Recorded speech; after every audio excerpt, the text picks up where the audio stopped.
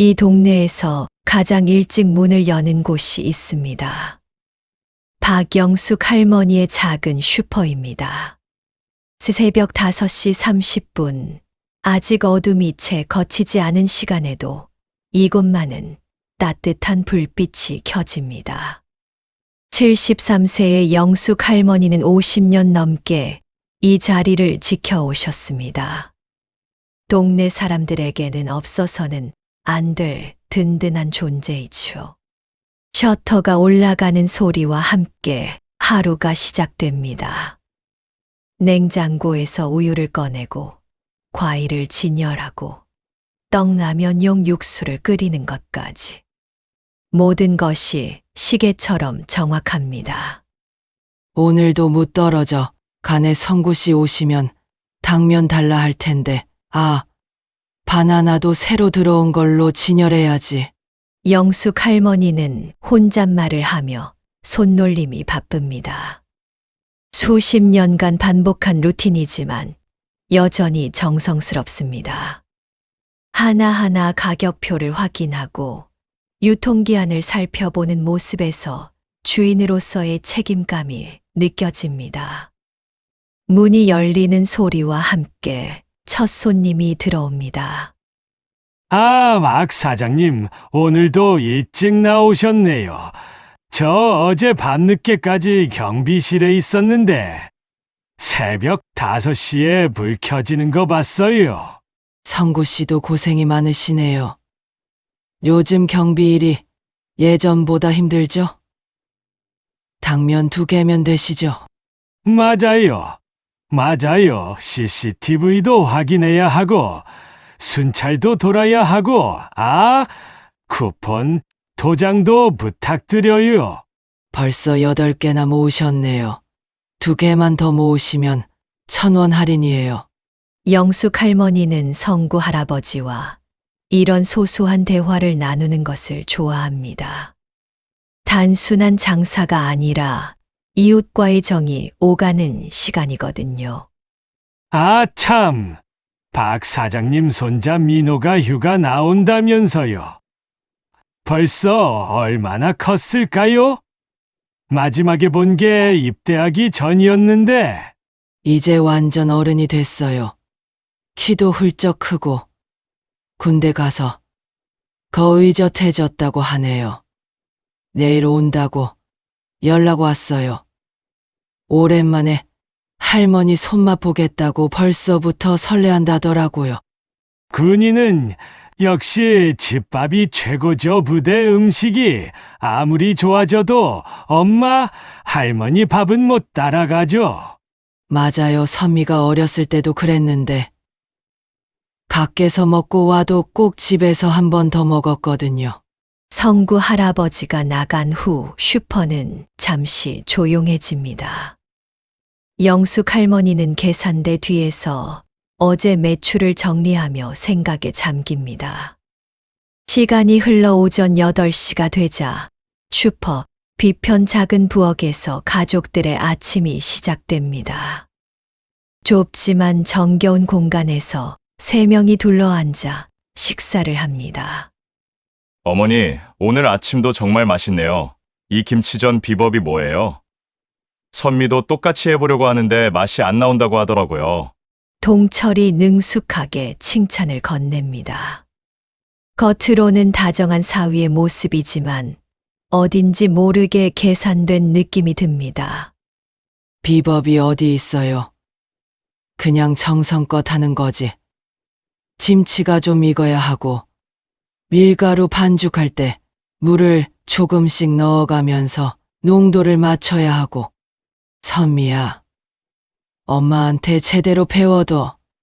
나중에 민호가 결혼하면 며느리한테 전수해줘야 할 거 아니야. 영숙 할머니가 웃으며 말합니다. 하지만 선미는 뭔가 걱정스러운 표정입니다. 당신, 며칠 전에 새로 든 보험 얘기했잖아요. 그거 정말 괜찮은 거죠? 엄마 이름으로 된 거라고 했는데. 선미의 목소리에는 조심스러움이 묻어납니다. 뭔가 확신이 서지 않는 듯한 톤이죠. 아, 그거요? 요즘 물가도 오르고 병원비도 만만치 않잖아요. 우리 가족 보험학은 있어야죠. 특히 어머니도 연세가 있으시고 혹시라도 모를 상황에 대비해야 한다고 생각해서요. 보험은 젊을 때 들어야 하는 건데. 이 나이에 무슨 보험을 들어? 괜히 돈만 나가는 거 아니야? 영숙 할머니가 걱정스럽게 말하지만 동철은 여전히 미소를 지으며 대답합니다. 아니에요. 어머니 지금이라도 안전장치 해두는 게 좋아요. 만약에 큰 병이라도 생기시면 치료비가 얼마나 나올지 모르잖아요. 미리 준비해두면 마음이 편하죠. 그래도 내 이름으로 든 보험인데. 나한테 물어보고 들지 그랬어. 어머니가 복잡한 서류 작업하시는 게 번거로우실까봐 제가 대신 처리한 거예요. 다 어머니를 위해서 한 일이에요. 동철의 말은 듣기에는 그럴듯했지만 뭔가 석연치 않은 구석이 있었습니다. 보험을 들 때 가입자의 동의를 받지 않는다는 게 이상했거든요. 그때 영숙 할머니가 찻잔을 들어 올리다가 갑자기 손이 떨렸습니다. 이상하네. 갑자기 어지러워. 왜 이럴까? 찻잔이 테이블 위에 덜컥 소리를 내며 놓였습니다. 영숙 할머니는 이마를 손으로 짚으며 당황스러워했습니다. 엄마, 괜찮으세요? 어디 아픈 데라도 있으신 건 아니죠? 얼굴이 좀 창백해 보이는데. 선미가 급히 일어나 어머니 곁으로 다가갑니다. 아냐. 그냥 잠깐 어지러웠을 뿐이야. 나이 탓이겠지. 뭐, 요즘 잠도 잘 못 자고 그래서 그런가 보다. 어머니, 혹시 요즘 드시는 약이나 건강보조식품 같은 게 있으세요? 아니면 새로 시작한 건 없고요? 동철이 관심 있는 듯 물어봅니다. 하지만 그 눈빛에는 걱정보다는 다른 감정이 스쳐 지나갑니다. 무슨 약을? 그냥 종합 비타민 가끔 먹는 정도지. 그것도 며칠에 한 번씩. 혹시 밤에 잠 못 주무실 때 드시는 건 없으세요? 요즘 수면에 도움되는 좋은 제품들이 많이 나온다던데. 그런 건 안 먹어. 나는 약보다는 따뜻한 우유 한 잔이 최고야. 영숙 할머니는 고개를 저으며 답했지만 여전히 어지럼증이 가시지 않는 듯 했습니다. 그 작은 흔들림이 모든 것의 시작이었습니다. 평범해 보이는 아침 식사 시간이었지만 이미 보이지 않는 곳에서 위험한 계획이 진행되고 있었던 것입니다. 오후 2시 슈퍼에는 반가운 손님이 찾아왔습니다. 할머니, 문을 열고 들어오는 큰 목소리. 군복 차림의 건장한 청년이 가방을 메고 들어섭니다. 어머나, 우리 민도 언제 왔어? 연락도 없이 깜짝 놀라게 얼굴이 완전 반쪽이 됐네. 군대에서 고생 많이 했구나. 영숙 할머니의 얼굴이 환하게 밝아집니다. 손자를 본 기쁨이 얼굴 가득 번집니다. 군대 밥이 맛이 없어서요. 할머니 집밥이 그리워서 견딜 수가 없었어요. 휴가 나오자마자 바로 달려왔어요. 그럼 그럴수록 더 연락을 하고 와야지. 미리 알았으면 좋아하는 음식도 준비하고 했을 텐데. 민호가 할머니를 안으며 답합니다. 몇 달 만에 보는 할머니가 왠지 야위어 보입니다. 마침 성구 할아버지가 슈퍼에 들어옵니다. 야, 민호야. 이야, 완전 군인 다 됐네. 어깨가 떡 벌어졌어. 예전보다 훨씬 의젓해 보인다. 역시 군대가 남자를 만드는구나. 성구 할아버지, 안녕하세요. 그동안 잘 지내셨죠? 그럼 잘 지냈지. 할머니랑 맨날 너 얘기했어. 언제 휴가 나오나 건강하게 지내고 있나 하면서. 민호는 할머니와 성구 할아버지의 대화를 들으면서 뭔가 이상함을 느꼈습니다. 할머니의 얼굴색이 예전 같지 않고 목소리도 힘이 없어 보였거든요. 할머니, 그런데 혹시 어디 편찮으신 곳은 없으시죠? 왠지 얼굴이 좀 피곤해 보이시는데. 별일 없어. 별일 없어. 다만 요즘 가끔 어지러울 때가 있긴 해. 나이 먹으면 다 그런 거 아니겠어. 어지러우시다고요? 언제부터요? 병원은 다녀보셨어요? 민호의 표정이 진지해집니다. 군대에서 단련된 날카로운 직감이 뭔가 이상하다고 경고하고 있었습니다. 그때 선미가 뒤쪽에서 나타납니다. 민호야, 언제 왔니? 연락도 없이 엄마는 며칠 전부터 가끔 어지러워하시는데. 나이 탓인 것 같아 크게 아픈 건 아니야. 엄마, 그래도 병원은 가보시는 게 좋을 것 같은데요. 민호가 걱정스럽게 말하자 동철이 등장합니다. 민호야, 휴가 나온 걸 축하한다. 할머니 건강은 내가 잘 챙기고 있으니까 걱정하지 마. 나도 어머니 건강 때문에 신경을 많이 쓰고 있어. 고맙습니다. 그런데 병원은 다녀보셨나요? 어지럼증이라는 게 단순하지 않을 수도 있거든요. 아직은 크게 아프신 건 아니니까 괜히 병원 가서 이것저것 검사하면 오히려 스트레스 받으실 것 같아서 영양제 잘 챙겨드리고 충분히 쉬시게 하면 괜찮아질 거야. 동철의 대답을 들으며 민호는 뭔가 석연치 않다는 느낌을 받았습니다. 가족이 아프면 당연히 병원부터 가야 하는데 굳이 가지 않으려고 하는 이유가 무엇인지 의문이었습니다. 할머니, 혹시 요즘 드시는 약이나 영양제가 있으세요? 별거 없어. 그냥 종합 비타민 가끔 먹는 정도지.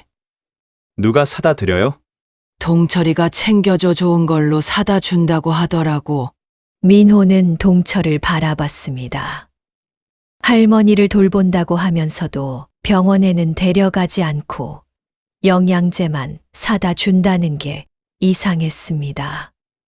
민호야, 오랜만에 왔으니까 할머니랑 많은 얘기 나눠. 나는 잠깐 일이 있어서 나갔다 올게. 동철이 서둘러 자리를 뜹니다. 민호는 그 뒷모습을 유심히 지켜봤습니다. 평범해 보이는 일상 속에서 뭔가 어긋난 듯한 느낌. 따뜻한 가족의 모습 뒤에 숨어있는 낯선 그림자. 민호는 직감적으로 느꼈습니다. 뭔가 잘못되고 있다는 것을. 할머니의 갑작스러운 건강 악화, 동철의 이상한 반응, 그리고 병원 가는 것을 꺼리는 태도까지. 모든 것이 하나씩 퍼즐 조각처럼 맞춰지기 시작했습니다. 저녁이 되어 슈퍼문을 닫으며 영숙 할머니는 생각에 잠겼습니다. 오늘따라 유난히 어지러웠는데 정말 나이 때문일까요? 아니면 다른 이유가 있는 걸까요? 민호가 온 지 이틀째 되는 날 아침, 영숙 할머니는 평소보다 일찍 일어났습니다. 오랜만에 손자가 와서 그런지 기분이 좋았거든요. 하지만 어지럼증은 여전했습니다. 어제보다 더 심해진 것 같기도 하고요. 이상하네. 왜 자꾸 이럴까? 영숙 할머니는 침실 옷장을 정리하다가 뭔가 이상한 것을 발견했습니다. 옷장 구석에서 하얀 약봉지 몇 개가 나온 것입니다. 이게 뭐지? 내가 언제 이런 약을 샀나? 봉지를 열어보니 알약들이 들어 있었습니다. 하지만 처방전도 없고 약 이름도 생소했습니다. 분명히 자신이 산 기억이 없는데 말이죠. 혹시 동철이가 사다 준 건가? 그런데 이런 알약들은 처음 보는데. 영숙 할머니는 약봉지를 들고 부엌으로 향했습니다. 선미에게 물어보려고 했거든요. 선미야, 이 약들 혹시 내가 사다 놓은 거야? 어머, 그게 뭐예요? 저는 엄마한테 약 사다 드린 적 없는데요. 선미가 약봉지를 살펴봅니다. 라벨에는 복잡한 의학 용어들이 적혀 있었습니다. 이상하네요. 이런 약들은 처방전 없이는 살 수 없는 것들인데 동철이한테 물어봐야겠어요. 그때 마침 동철이가 들어옵니다. 어머니, 아침부터 무슨 일이세요? 동철 씨, 이 약들 혹시 당신이 사다 놓은 거예요? 동철은 잠깐 당황하는 기색을 보였습니다. 하지만 곧 평정을 되찾았죠. 아, 그거요? 네, 제가 약사 친구한테 부탁해서 가져온 거예요. 어머니가 어지러워하시니까 도움이 될까 해서요. 그런데 이런 약들은 의사 처방이 있어야 하는 거 아닌가요? 선미가 의심스럽게 물었습니다. 제 친구가 약사라서 괜찮다고 했어요. 성분도 안전하고 어지럼증에 효과가 좋다고 하더라고요. 그래도 엄마가 드실 약인데 의사 상담 없이 이런 걸 드리는 게 맞나요? 선미야, 괜히 병원 가서 시간 낭비하지 말고 일단 이걸로 지켜봐. 효과 없으면 그때 병원 가도 되잖아. 동철의 말에는 묘한 강압적인 느낌이 있었습니다. 선미는 더 이상 반박하지 못했죠.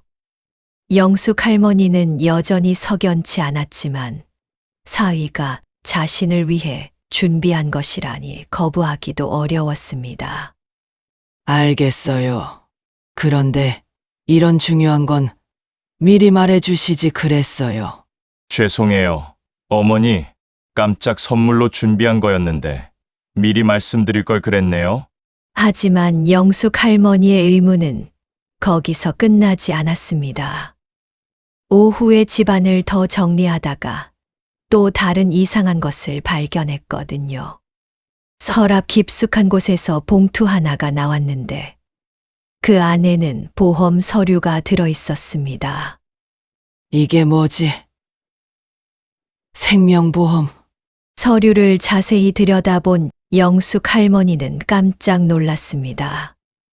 피보험자란에 자신의 이름이 적혀 있었거든요. 박영숙. 내 이름이네. 그런데 언제 이런 보험을 들었지? 더 놀라운 건 수익자란이었습니다. 거기에는 최동철이라고 적혀 있었어요. 동철이가 수익자. 이게 무슨 뜻이지? 영숙 할머니는 당황했습니다. 자신도 모르는 사이에 보험이 가입되어 있다는 것도 이상했지만 수익자가 딸이 아닌 사위라는 게 더욱 이해가 안 됐거든요. 선미야, 잠깐 와봐. 왜 그러세요, 엄마? 이 서류 좀 봐. 내 이름으로 된 보험인데 내가 가입한 적이 없어. 선미가 서류를 받아보더니 얼굴이 굳어졌습니다. 엄마, 이거 언제 가입하신 거예요? 저도 처음 보는데요. 나도 몰라. 그런데 여기 수익자가 동철 씨로 되어 있어. 이게 무슨 뜻이지? 선미도 당황했습니다. 보통 보험의 수익자는 직계 가족이 되는 게 일반적인데 왜 남편이 수익자가 되어 있는지 이해할 수 없었거든요. 동철이한테 물어봐야겠어요. 그때 마침 동철이가 돌아왔습니다. 다녀왔습니다. 무슨 일이세요? 당신, 이 보험 서류 뭐예요? 엄마 이름으로 가입되어 있는데 수익자가 당신으로 되어 있네요. 동철은 순간 얼굴이 경직되었습니다. 하지만 곧 억지 웃음을 지었죠. 아, 그거요? 제가 처리한 거예요. 회사에서 단체보험 혜택이 있어서 가족 명의로 가입할 수 있거든요. 그런데 왜 수익자가 당신이에요? 보통 이런 건 직계가족이 되는 거 아닌가요? 선미가 따져 물었습니다. 보험 구조가 좀 복잡해요. 일단 제가 계약자가 되어야 회사 혜택을 받을 수 있거든요. 나중에 변경할 수도 있고요. 그래도 이런 중요한 걸 엄마 동의도 없이 가입하는 게 맞나요? 어머니가 복잡한 서류 작업하시는 게 번거로우실까봐 제가 대신 한 거예요. 다 가족을 위한 일이잖아요. 동철의 설명은 그럴듯했지만 뭔가 석연치 않았습니다. 영숙 할머니는 자신의 주민등록증을 어떻게 사용했는지도 궁금했거든요. 그런데 내 주민등록증은 언제 가져갔어요? 나는 준 기억이 없는데. 아, 그거요? 예전에 선미가 다른 일로 사용할 때 복사해둔 게 있었어요. 그걸 사용한 거예요. 제가 언제 그런 일이 있었나요? 선미가 의아해했습니다. 기억 안 나세요? 작년에 통신요금 관련해서 어머니 신분증 복사한 적 있잖아요. 선미는 기억이 나지 않았지만 워낙 바쁘게 살다 보니 놓친 것일 수도 있다고 생각했습니다. 한편 민호는 할머니와 엄마의 대화를 우연히 들었습니다. 뭔가 이상하다는 생각이 더욱 강해졌죠. 할머니, 혹시 그 보험 서류 제가 한번 봐도 될까요? 그래. 민호야, 네가 한번 봐봐. 할머니는 이런 거 잘 모르겠어. 민호는 보험 서류를 꼼꼼히 살펴봤습니다. 군대에서 각종 서류 작업을 하면서 눈이 밝아진 덕분이었죠. 이상하네요. 가입 날짜가 불과 2달 전이에요. 그리고 보험금이 상당히 높네요. 보험금이 얼마인데? 10억 원이요. 일반적인 생명보험치고는 금액이 큰 편이에요. 영숙 할머니는 깜짝 놀랐습니다. 10억. 그렇게 큰 돈을? 네. 그리고 여기 특약 조항을 보면 차고나 질병으로 인한 사망 시 보험금이 지급된다고 되어 있어요. 민호의 말을 들은 선미의 얼굴이 창백해졌습니다. 동철 씨, 이거 너무 이상하지 않아요? 왜 이런 큰 보험을 엄마 동의도 없이 가입한 거예요? 선미야, 뭘 그렇게 의심해? 다 가족을 위한 일이라고 했잖아. 혹시라도 어머니한테 무슨 일이 생기면 치료비라도 걱정 없게 하려고 한 거야. 동철의 목소리에는 짜증이 섞여 있었습니다. 그래도 이런 중요한 결정을 혼자서 하는 게 맞나요? 참내 진짜 답답해서 원. 이제 와서 뭘 그래? 이미 가입된 걸 그럼 어떡하라고? 그냥 좋게 생각해. 동철은 더 이상 대화하기 싫다는 듯 자리를 떠났습니다. 남겨진 가족들은 어색한 침묵에 빠졌습니다. 뭔가 잘못되고 있다는 느낌이 점점 강해졌거든요. 저녁이 되어 민호는 할머니와 단둘이 앉아 이야기를 나눴습니다. 할머니, 요즘 몸이 많이 안 좋으세요? 응. 어지러운 게 자꾸 심해지는 것 같아. 예전에는 이런 적이 없었는데 언제부터 그러셨어요? 한 달 전쯤부터인가? 동철이가 영양제 사다 주고 나서부터 더 심해진 것 같기도 하고. 민호는 뭔가 연관성이 있을 수도 있다고 생각했습니다. 할머니, 혹시 그 영양제 어디 있어요?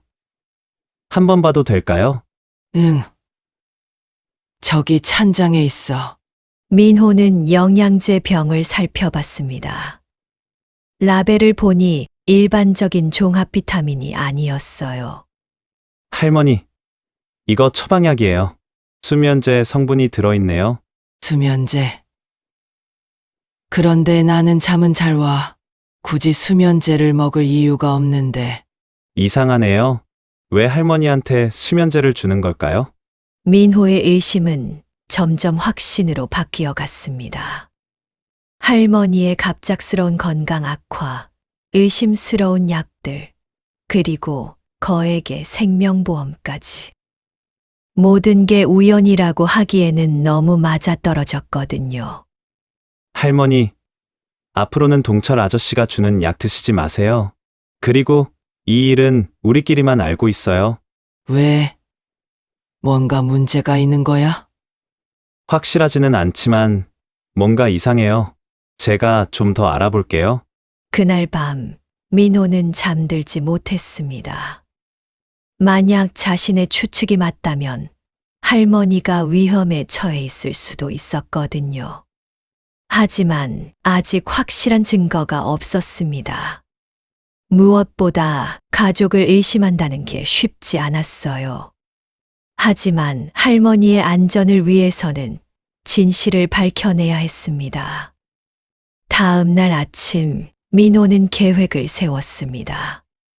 동철의 행동을 면밀히 관찰하고 필요하다면 증거를 수집해야겠다고 생각했거든요. 평범해 보이던 가정에 드리워진 그림자가 점점 짙어지고 있었습니다.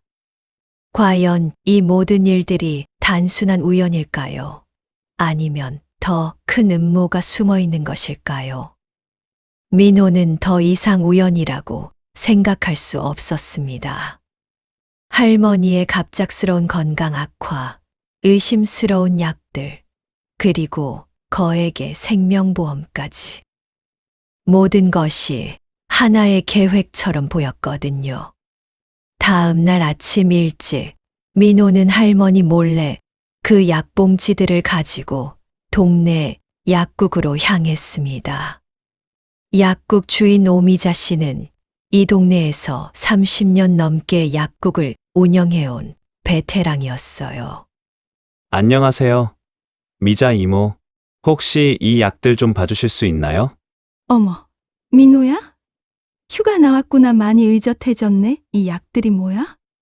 할머니가 드시고 계신 약인데 뭔지 궁금해서요. 오미자 씨는 약봉지들을 하나씩 살펴봤습니다. 표정이 점점 심각해졌어요. 민호야, 이 약들 누가 처방해 준 거야? 동철 아저씨가 구해다 주셨다고 하는데요. 이상하네. 이 약들은 의사 처방 없이는 절대 구할 수 없는 약들이야. 그리고 오미자 씨는 잠시 말을 멈추고 약을 더 자세히 살펴봤습니다. 이 조합은 위험해. 이렇게 같이 복용하면 어지럼증이나 의식 저하가 올 수 있어. 특히 나이 드신 분한테는 더욱 위험하고. 민호의 얼굴이 굳어졌습니다. 그럼 이 약들을 계속 드시면 어떻게 되나요? 장기 복용하면 심장에 무리가 올 수 있어. 심한 경우 생명까지 위험할 수도 있고. 그럼 이 약들을 누가 조제해 준 건가요? 우리 약국은 아니야. 아마 다른 곳에서 가져온 것 같은데. 민호야, 혹시 할머니한테 무슨 일이라도 있는 거야?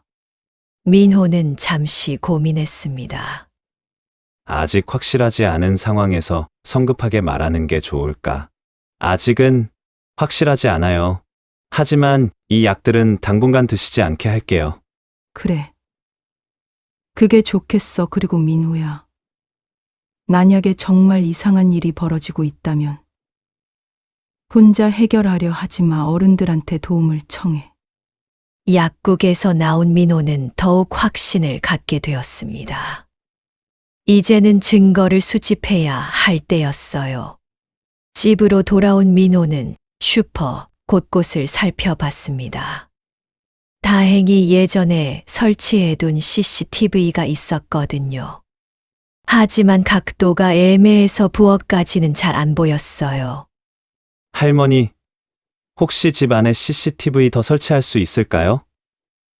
요즘 도둑이 많다던데. 안전을 위해서요. 그럴까? 그런데 돈이 많이 들 거 아냐? 아니에요. 요즘은 스마트폰으로 쉽게 할 수 있어요.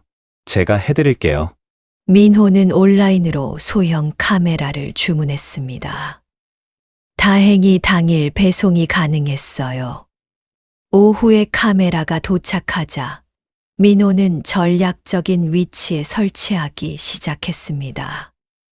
부엌 찬장 위, 거실 시계 뒤, 복도 등 눈에 띄지 않으면서도 중요한 공간들을 모두 볼 수 있는 위치였죠.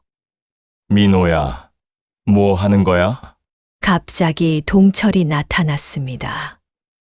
아, 할머니 안전을 위해서 CCTV 좀 더 설치하고 있어요.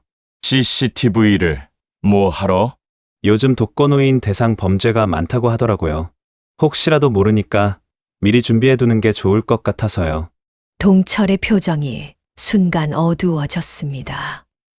그런 걸 굳이 이 동네가 얼마나 안전한데 괜한 걱정만 늘리는 거 아니야? 그래도 있는 게 없는 것보다 낫죠. 할머니 안전이 제일 중요하니까요. 동철은 더 이상 반대하지 않았지만 표정이 좋지 않았어요. 저녁 시간이 되자 민호는 할머니께 중요한 부탁을 했습니다. 할머니, 앞으로 약이나 음식 드시기 전에 저한테 먼저 말씀해 주세요. 왜? 그냥 할머니 건강이 걱정되어서요.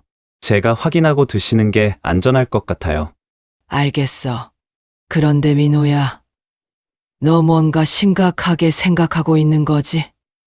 할머니의 날카로운 직감에 민호는 잠시 당황했습니다. 할머니 눈은 못 속이겠네요. 네. 조금 이상한 점들이 있어서 확인해 보고 있어요. 동철이 관련된 일이야? 아직 확실하지 않아요. 하지만 조심하시는 게 좋을 것 같아요. 그날 밤 민호는 스마트폰으로 CCTV를 모니터링하기 시작했습니다. 실시간으로 집 안 상황을 볼 수 있었거든요. 밤 11시쯤 동철이 부엌으로 가는 모습이 화면에 잡혔습니다. 뭔가를 하고 있는 것 같았지만 각도상 정확히 보이지 않았어요. 내일은 좀 더 가까이에서 지켜봐야겠어. 다음 날 아침 민호는 일부러 일찍 일어나 부엌에서 대기했습니다. 동철이 어떤 행동을 하는지 직접 확인하고 싶었거든요. 민호야, 왜 이렇게 일찍 일어났어? 아, 운동하려고요. 군대에서 생긴 습관이에요. 그래.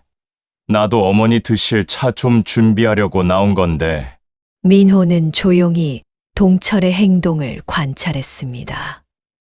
동철은 찬장에서 뭔가를 꺼내더니 찻잔에 넣었어요. 뭘 넣으시는 거예요? 아, 꿀이야.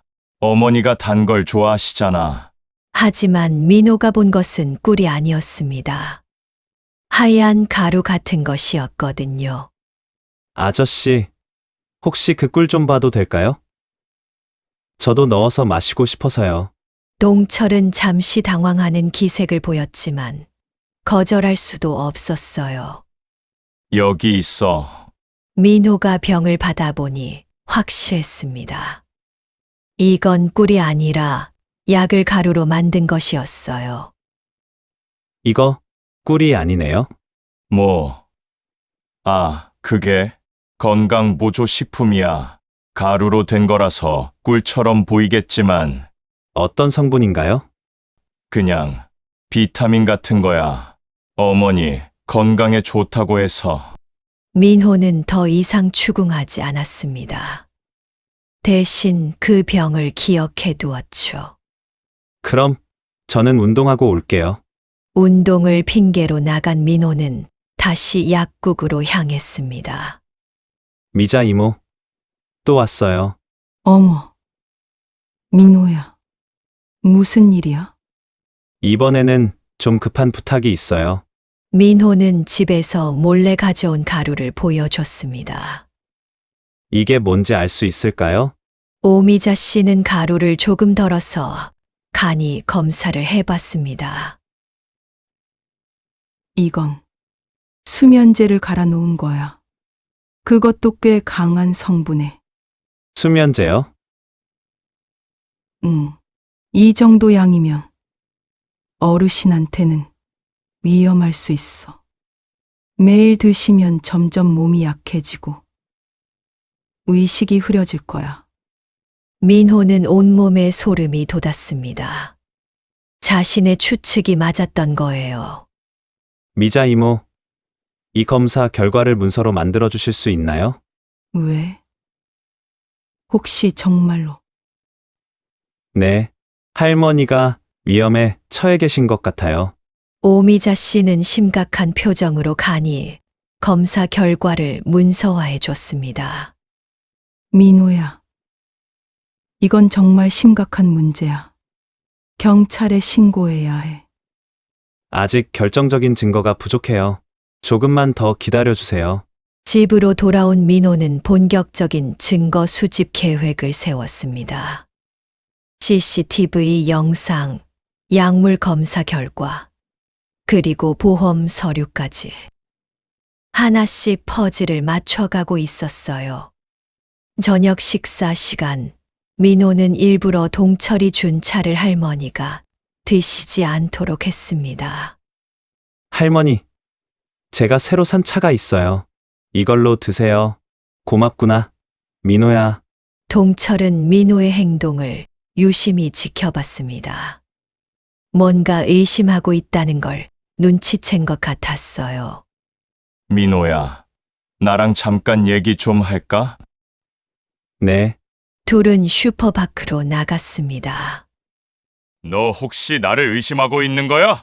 동철의 목소리에는 위협적인 느낌이 있었습니다. 무슨 말씀이세요? 모르는 척하지 마. 내가 무슨 생각을 하고 있는지 다 보여.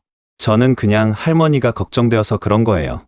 할머니는 내가 잘 돌보고 있어. 내가 괜한 참견하지 마. 참견이 아니라 가족으로서 당연한 걱정 아닌가요? 동철의 표정이 점점 어두워졌습니다. 민호야, 내가 휴가 나온 지 며칠 안 됐는데 벌써 집안을 뒤흔들어 놓고 있어. 조용히 지내다가 부대로 돌아가는 게 어때? 저는 단지 할머니 건강이 걱정될 뿐이에요.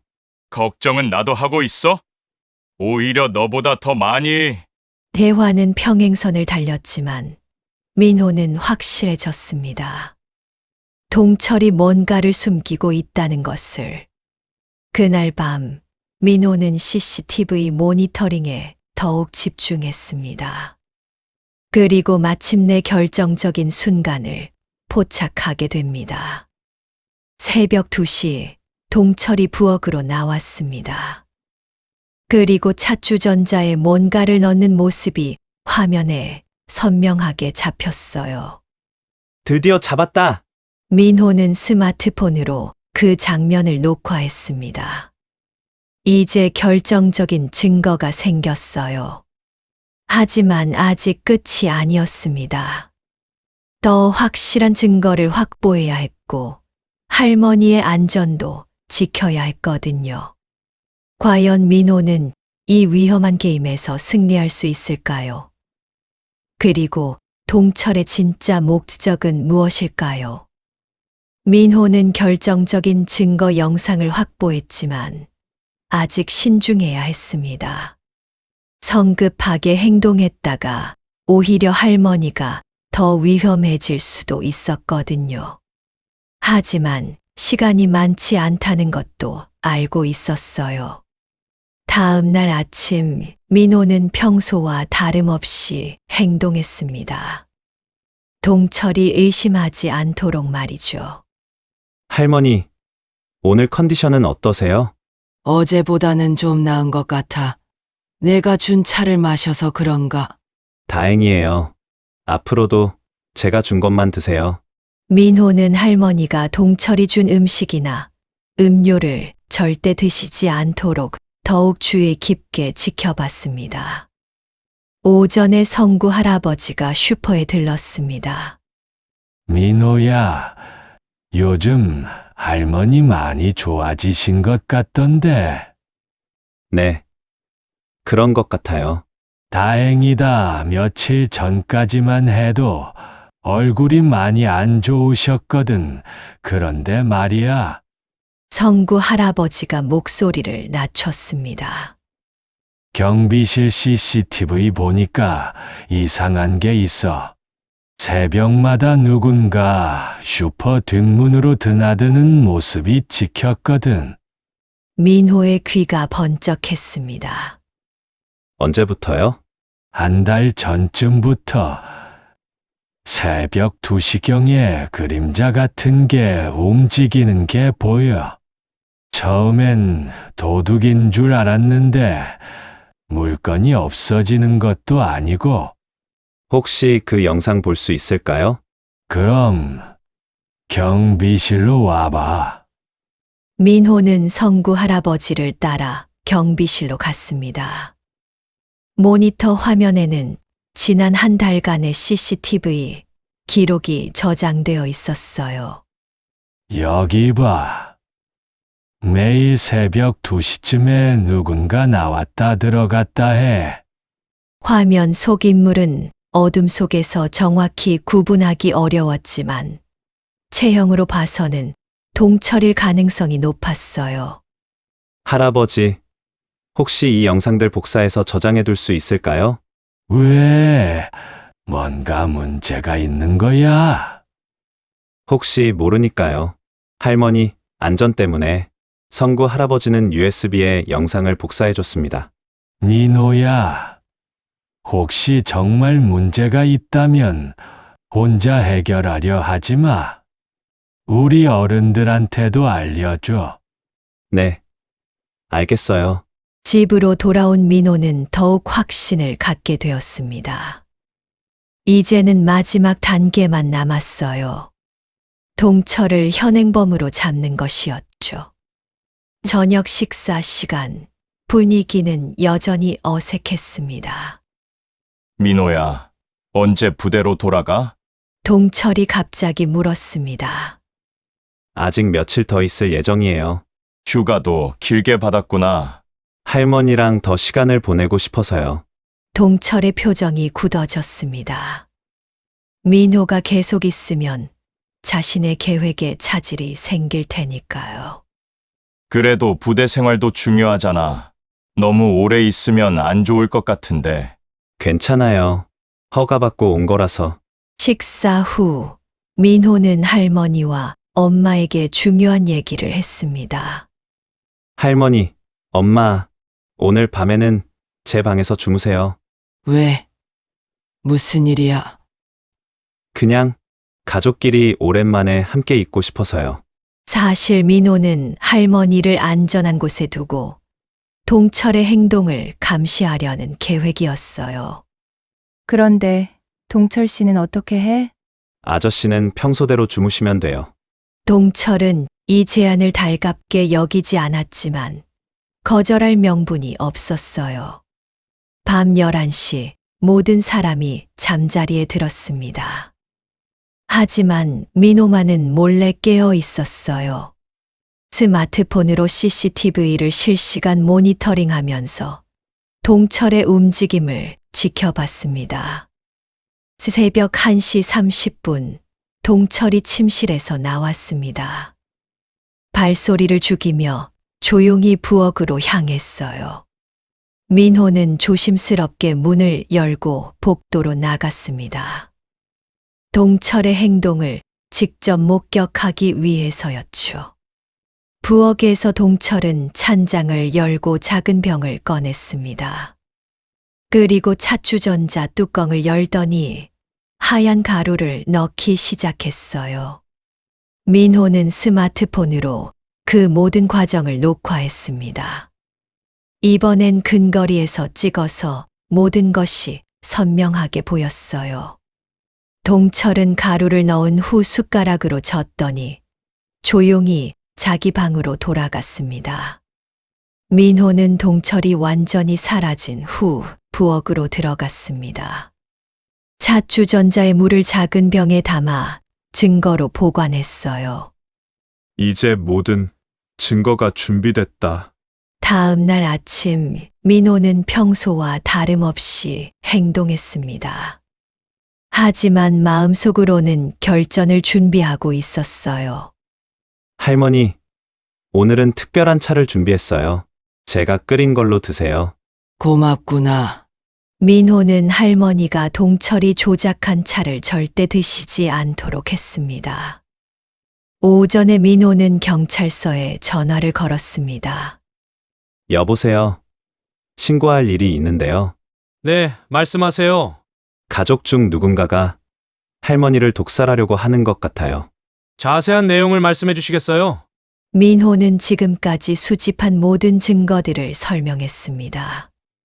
CCTV 영상, 약물 분석 결과, 보험 서류, 그리고 어젯밤 촬영한 결정적 영상까지. 증거가 확실하다면 즉시 수사에 착수하겠습니다. 우선 현장 보존을 위해 경찰관을 파견하겠습니다.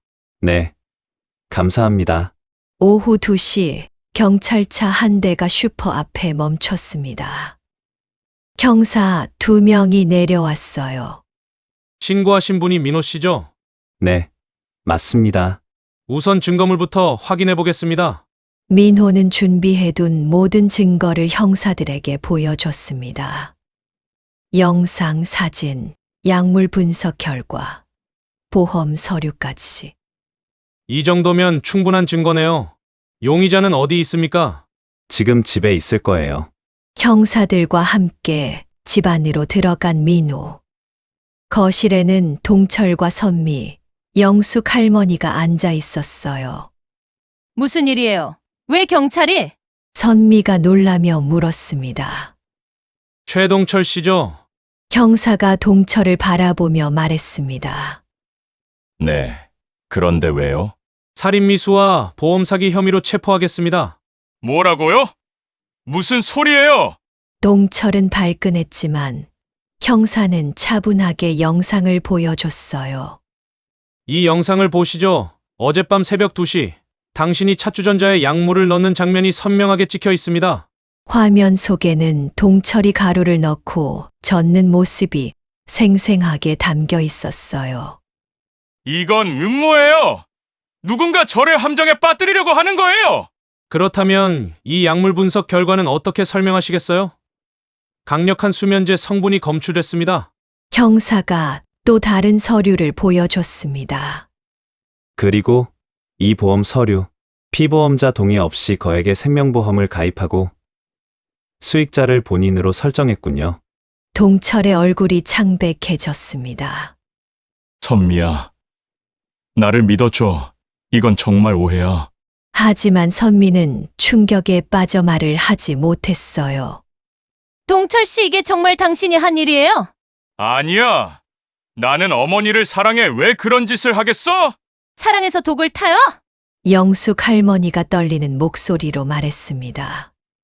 어머니, 저는 정말... 가족끼리 독을 타진 않지. 할머니의 한마디에 동철은 할 말을 잃었습니다. 최동철 씨, 묵비권을 행사할 권리가 있습니다. 변호사 선임권도 있고요. 형사가 수갑을 채우며 말했습니다. 아니에요. 이건 오해라고요. 선미야, 민호야, 제발 누가 도와주세요. 억울합니다. 하지만 아무도 그의 말을 믿지 않았어요. 증거가 너무 명확했거든요. 민호야, 내가 없었으면 나는 정말 죽을 뻔했구나. 할머니가 민호를 안으며 눈물을 흘렸습니다. 할머니는 제가 지킬게요. 앞으로는 이런 일 없을 거예요. 선미도 충격과 배신감에 눈물을 흘렸습니다. 엄마, 미안해요. 제가 남편을 제대로 봤어야 했는데. 선미야, 내 잘못이 아니야. 사람 속은 알기 어려운 거야. 동철이 연행되는 모습을 지켜보며 민호는 안도의 한숨을 쉬었습니다. 할머니를 구했다는 안도감과 함께 가족을 의심해야 했던 괴로움도 끝났어요. 저녁 무렵 동네는 이 사건으로 발칵 뒤집혔습니다. 하지만 중요한 건 영숙 할머니가 안전해졌다는 것이었어요. 성구 할아버지, 도움 주셔서 정말 고마워요. 뭘, 당연한 일이지. 그런데 민호야, 너 정말 대단하다. 어떻게 이런 걸 다 알아낸 거야? 군대에서 배운 관찰력이 도움됐어요. 그리고 할머니를 지키고 싶은 마음이 제일 컸고요. 그날 밤, 오랜만에 평화가 찾아온 집안. 하지만 모든 것이 끝난 건 아니었습니다. 이제 진짜 회복과 치유의 시간이 시작되어야 했거든요. 동철이 연행된 지 일주일이 지났습니다. 슈퍼에는 다시 평온이 찾아왔지만 그 평온은 이전과는 달랐습니다. 더 단단하고 더 소중한 평온이었죠. 영숙 할머니는 놀라울 정도로 빠르게 회복되고 있었습니다.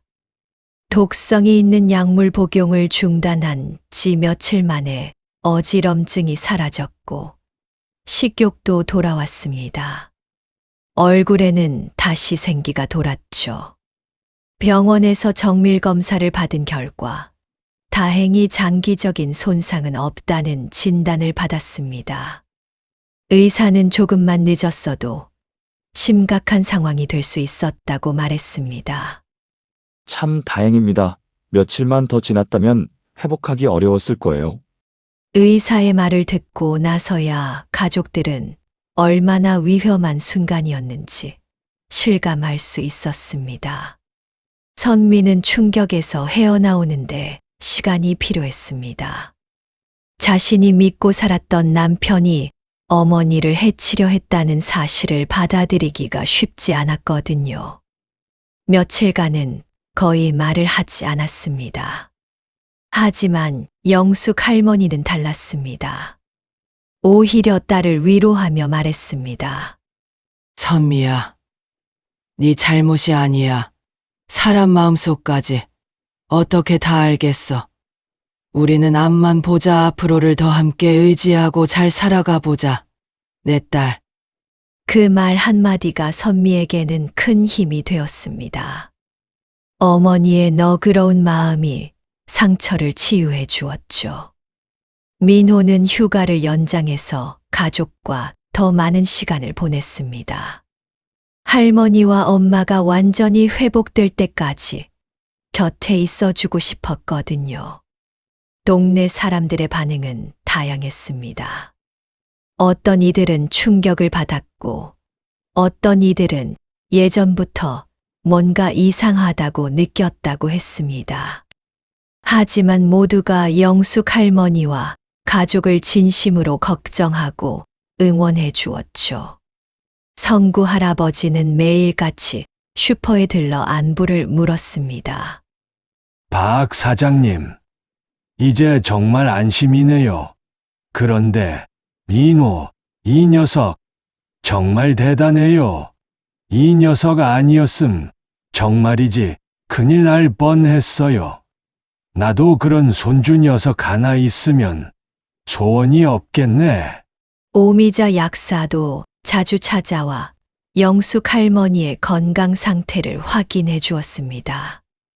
이웃들의 따뜻한 관심이 가족들에게는 큰 위로가 되었습니다. 수사가 진행되면서 동철의 계획이 더 자세히 드러났습니다.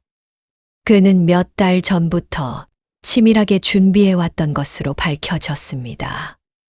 보험 가입, 약물 구입, 그리고 점진적인 독살 계획까지. 모든 것이 계산되어 있었죠. 경찰 조사에 따르면 동철은 경제적 어려움에 처해 있었습니다. 사업 실패로 인한 빚과 생활고가 그를 극단적인 선택으로 몰아간 것이었죠. 하지만 그 어떤 이유도 살인을 정당화할 수는 없었습니다. 재판이 시작되었고 증거가 워낙 명확해서 동철은 모든 혐의를 인정할 수밖에 없었습니다. 그는 결국 살인미수와 보험 사기 혐의로 중형을 선고받았습니다. 선미는 이혼 절차를 밟기 시작했습니다.